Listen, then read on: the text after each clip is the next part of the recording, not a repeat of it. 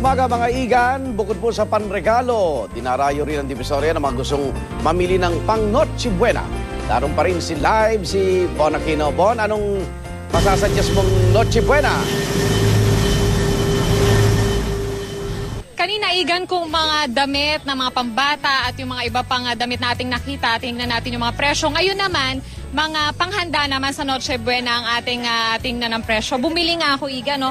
At itong grapes na to napakamura lang sa halagang 45 pesos. At ito na mga kiat-kiat igan ay 45 pesos lang. Ay, 25 pesos lang pala, sorry. At ito na mga orange at apple ay 10 pesos lang ang kada isa.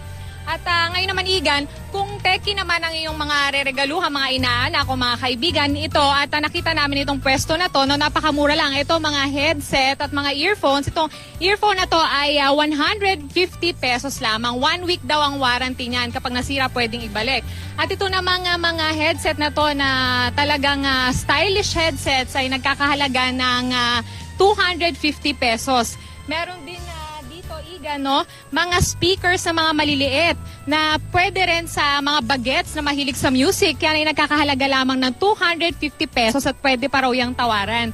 At igan dito meron ding mga iba pang panregalo tulad nito mga relo na nasa 300 pesos lamang, may mga pambata. At meron din mga pangmatanda igan. No? Meron din nagtitinda dito mga Christmas wrappers na pwedeng mabili lang sa halagang 5 pesos or 10 pesos. At ito igan talagang napakakaiba nito nga nakita namin dahil itong mga mug na ito ay may mga print ng mga pera. At yan ay nagkakahalaga lamang ng 35 pesos. So igan kung may mga inaanak kayo na hindi nyo maregaluhan ng mga ganitong halagang pera ay pwede na rin yan siguro. Igan?